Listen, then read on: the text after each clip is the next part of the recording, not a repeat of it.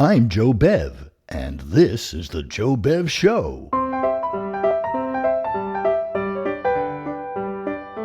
This time on the Joe Bev Show, Uncle Dunkle meets Donnie and Woodsey, Laurel and Hardy in a strange bird shop, the Abbott Costello Show with guest star Harpo Marx, and Ukelele Elaine and the all-ukulele orchestra, and yours truly Johnny Dollar in The Sarah Martin Matter.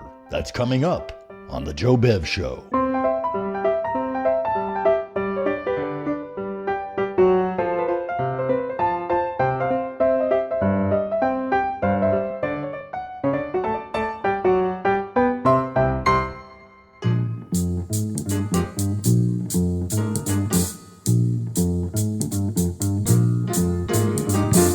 Hi, Donnie.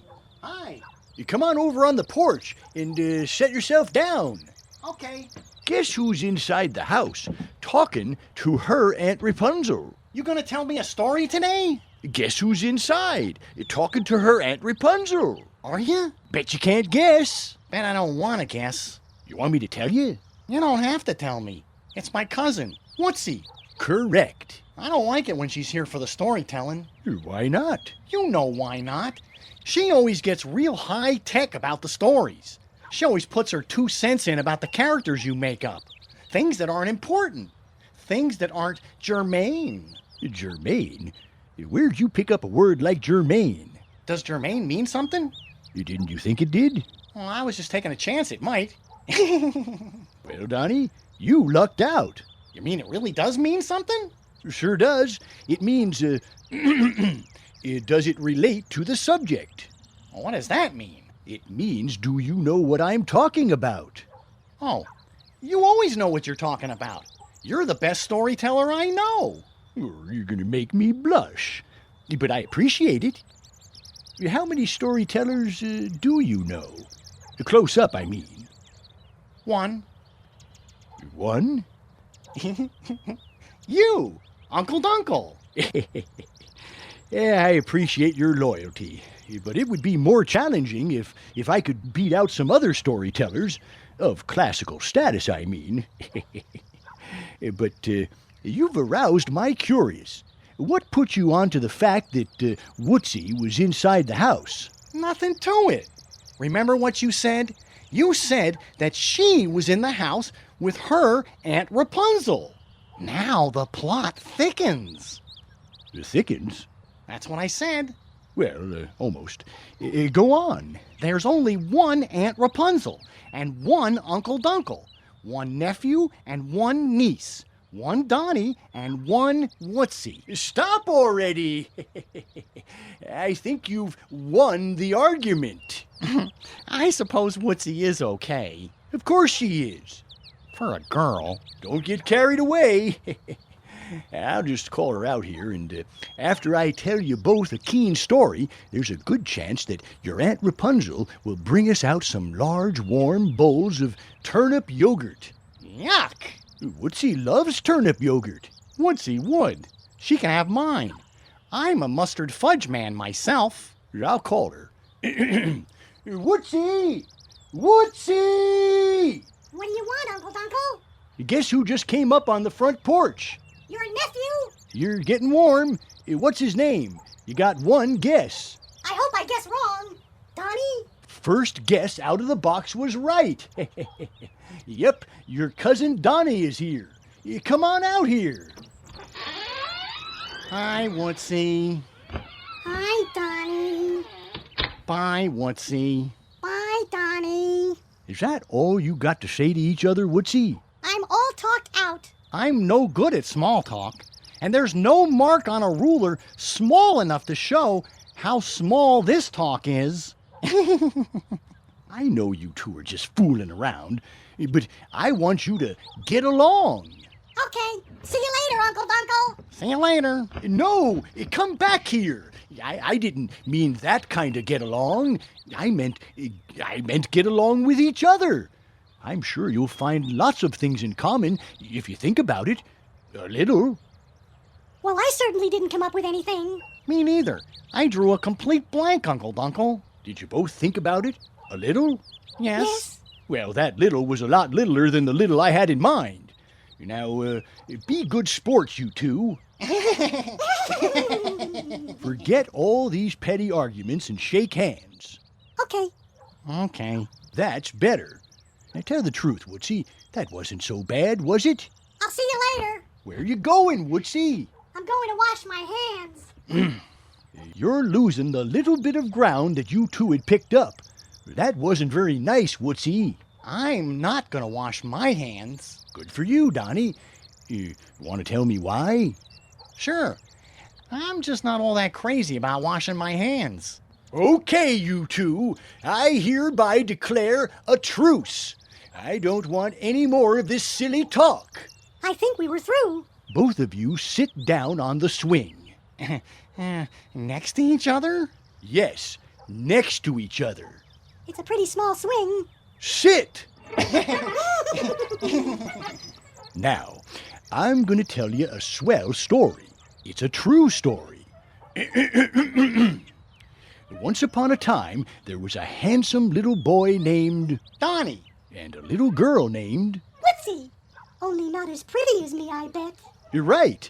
And they loved each other very much. Yuck. I thought you said this was a true story. Sounds like a horror story. And wherever you found Woodsey, you found Donnie. I hope they weren't too easy to find. Not that I'd look very hard. One day, a big bad bully made some nasty remarks about Woodsey. I like it. I like it. This is getting good. I'll ignore that. And do you know why Donnie didn't like that? Sure, because he wanted to make the nasty remarks to Woodsey himself. Oh, you. That isn't exactly the point I was trying to make.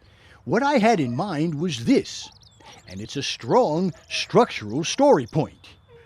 I can't wait. I can probably guess what Donnie said.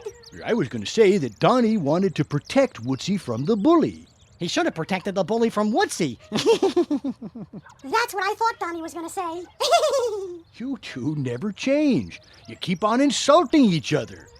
But you were doing a lot of giggling there. It's the way we have fun, Uncle Dunkle. It doesn't mean anything. We just tease each other. I'm glad that Woodsey came over today. I had fun. Besides, my ball game at school was canceled. So, Seeing you was better than nothing.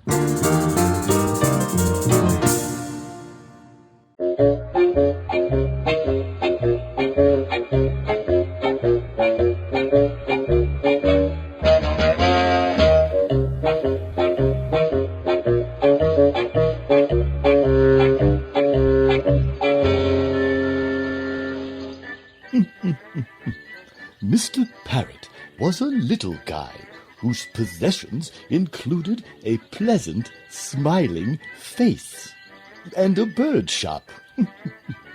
Now this wasn't just any old bird shop. Here, all the birds were free to walk anywhere they liked.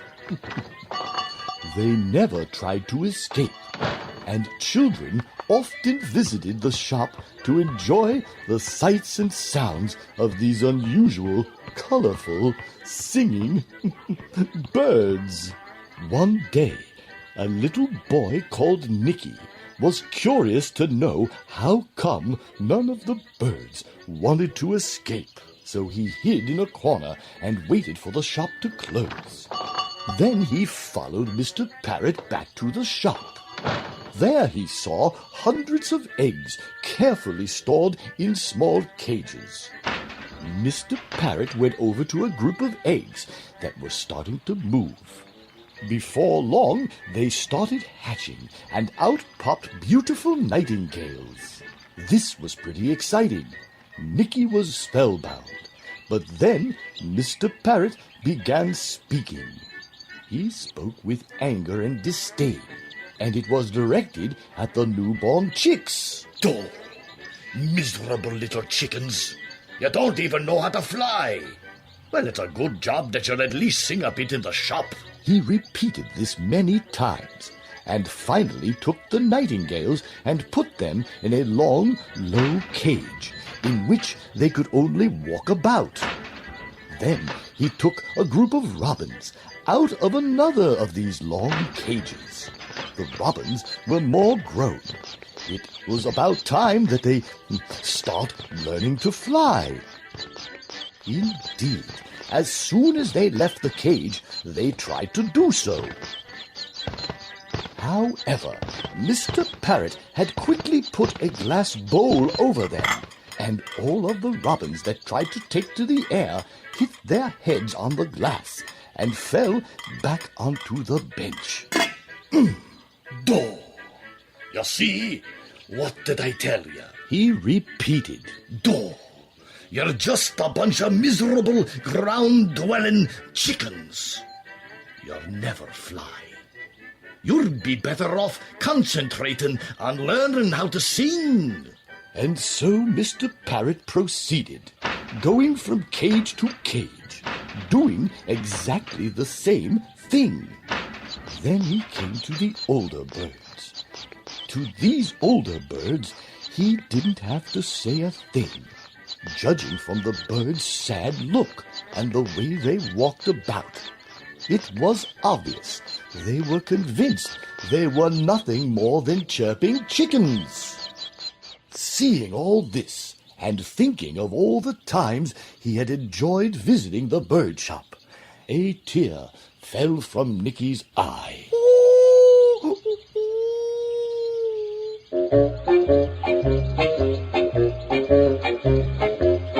He stayed hidden away, waiting for the owner to leave.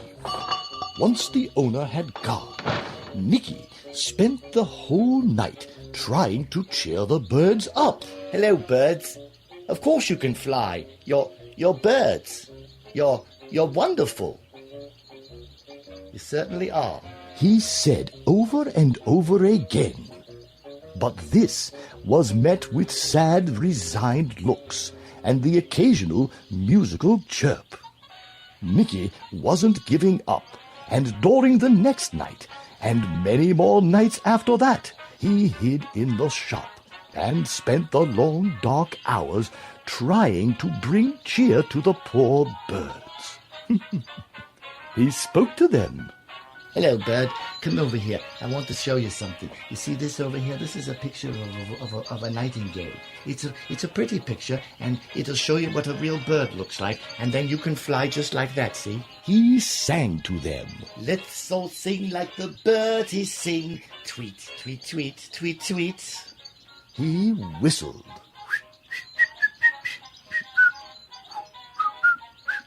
He showed them a load of books and illustrations showing birds flying. You know what? You should cheer up, kids, because of course you can fly. You've never really been just clumsy, waddling chickens at all. That was his idea, not yours. You shouldn't have listened to him. He would say. Finally, a little canary looked at one of the photographs, became convinced that he couldn't possibly be a chicken, and after a few fitful attempts, he managed to take to the air. On that very night, hundreds of birds managed to fly for the very first time. That's it, birds. You can do it. That's a good bird. I like the way you're flying. Flap them wings. Oh, look at this one over here. That's a very nice bird. I knew you could do it. Well, the next morning, that shop was a chaos of feathers and happy bird song.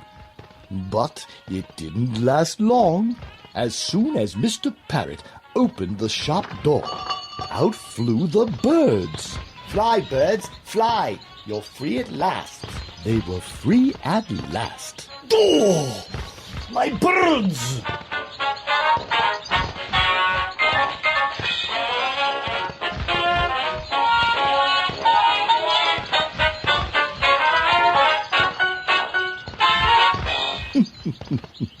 And they say that after that, you would often see Nicky going by surrounded by twittering birds.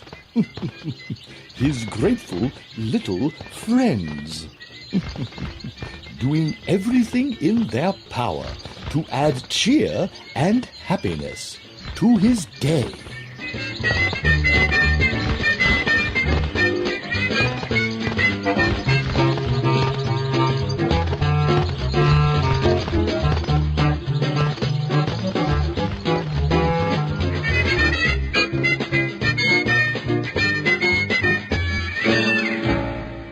You know what? This is the end. It certainly is.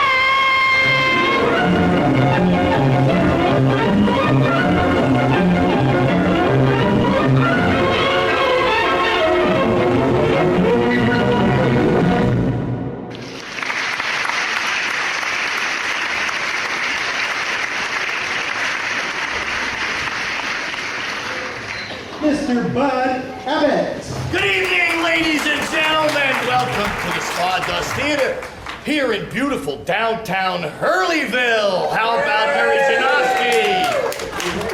I'm your MC, Bud Abbott. Tonight we got a special show for you, and later in the show, my partner Lou Costello is going to be out here.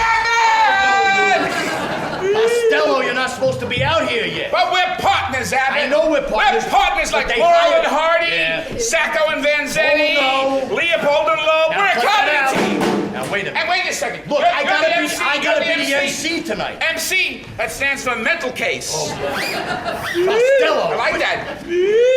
Would you get out of here? Hey, Abbott. What is it now? I got a question for you. Okay, make it quick. Where do all the little bugs go in the springtime? Search me. No thanks, just want to find out. Would you get out of here? Ladies and gentlemen, Lou Costello. He'll be out later. Come on. So how many of you are staying at Knapp's Folly? You know, the Columbia House down the road?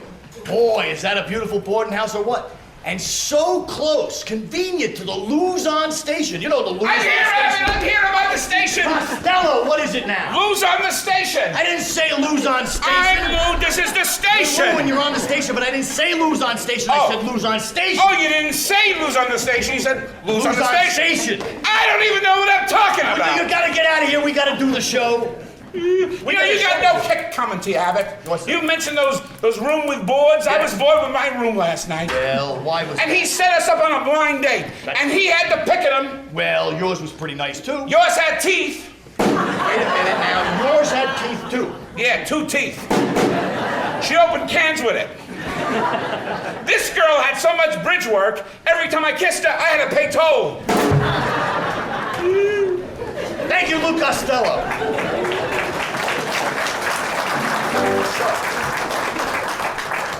You know, a lot of our performers are staying in town tonight. And all except the band. You know, the band's staying at the Monticello Inn. You know why?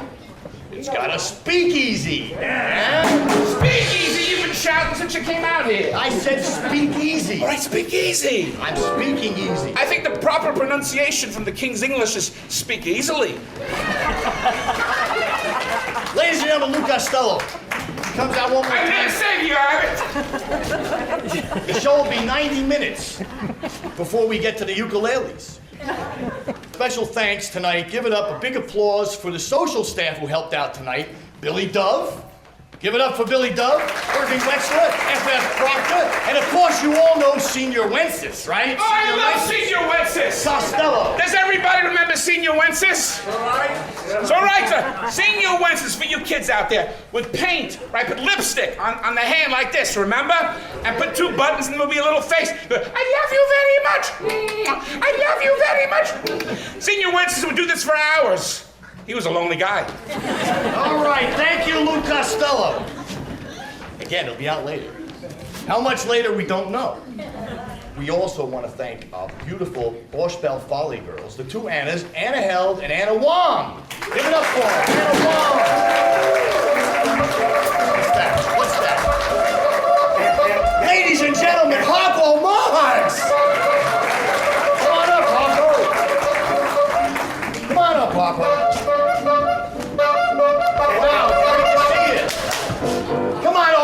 Come on over here. Would you stop that? Harpo, come here. You want to be a bad boy? You don't want to be a bad boy. You want to be a good boy. All right.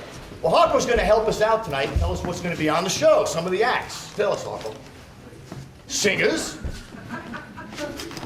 Dancers. Snakes. Oh, pretty girls. Yeah, nice. Ladies and gentlemen, Harpo Marx. Thank you, Harpo. Come on, go on, get at it. So I see you see a sea of ukuleles in front of you. Hey, what do you call 100 ukuleles at the bottom of the sea? A good start. No, I'm just kidding, folks. Just kidding. I'll do the joke. I'm sorry, Costello. What are you working with Harpo Marx for? He's here. There's Abbott and Costello. You gotta keep the team straight. There's understand. Weber and Fields, Sacco and Vanzetti, Leopold and Lowe. Oh, wait a minute. They always stick together. Yeah, we stick together. And look at this ukulele band here. They're pretty. Aren't they're they pretty beautiful? They're together too. We got Ukelele Elaine. Oh, the Ukulele Elaine. You know Ukulele Elaine. Elaine plays all over town. Abbott, what do you say? She plays all over town. You're saying she plays around a lot? No, I didn't say that. She plays You all over can't town. cast asparagus on Ukulele Elaine. How can you say that about her? I know. She's a very nice girl. She is. Everyone talks about her, and she's a very nice girl. Elaine, I'll give you my number later, all right? Ladies and gentlemen, with the debut of her new ensemble, give it up, ladies and gentlemen, for Ukulele Elaine and the Hurleyville Ukulele Orchestra!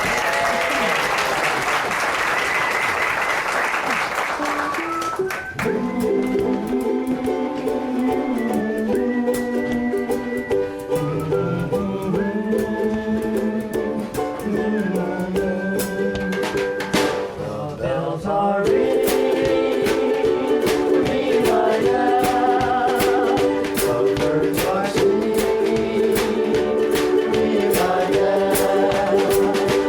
Everybody's been knowing when they're going, and the weeks they've been going.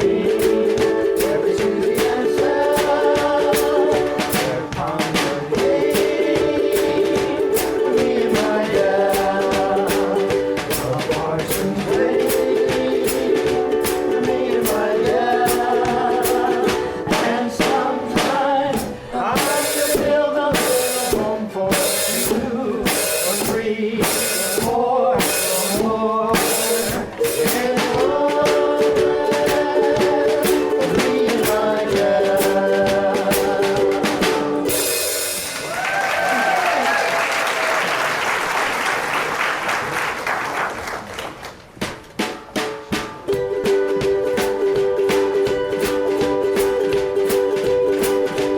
Singing in the rain, singing in the rain. Oh, you're feeling unhappy again. I'm laughing and wild, so Lord of the Lord. Sun to my heart and I'm ready for love. Stormy days, one from the place. Come on in the rain, I must smile on my face. I'll walk down the lane, happy refrain, singing in the rain.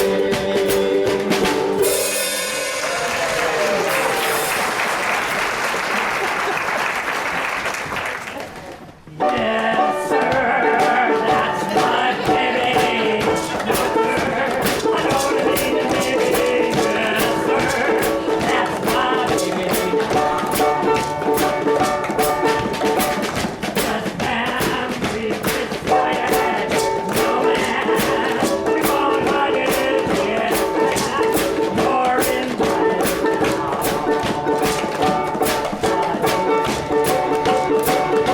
Oh, by the way,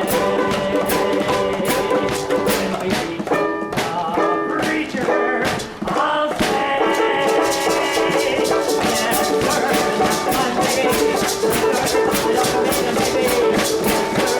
Yes, sir, I don't need a baby. Yes, sir, that's my baby.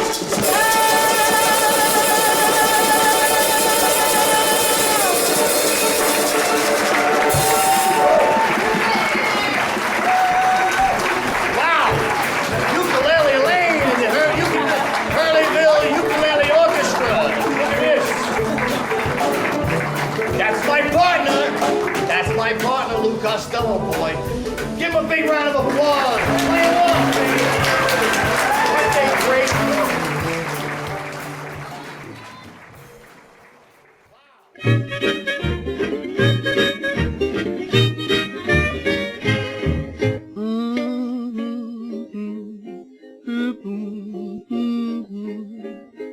I don't care what the day may bring, if the birds won't sing and the bells won't ring, if the night will bring a moon, a tune, and you.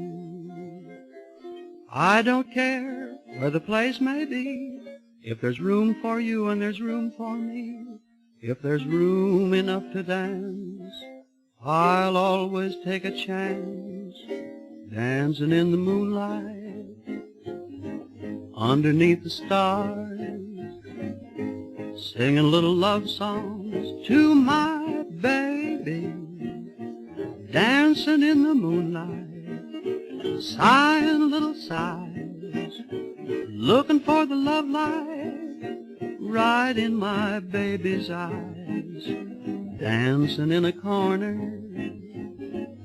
steal a little kiss, get a little closer to my baby. Give a boy a June night, give a girl a song. They'll be dancing in the moonlight all night long.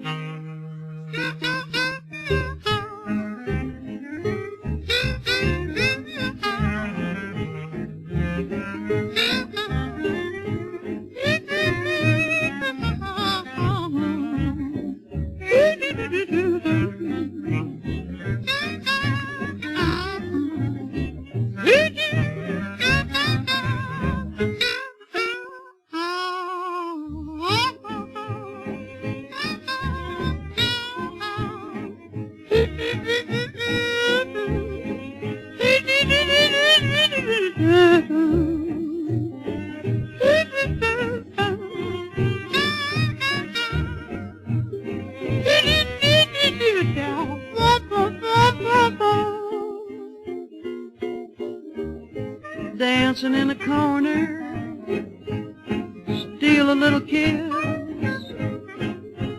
get a little bit closer to my baby, give a boy a June night, then give a girl a song. They'll be dancing in the moonlight all night long.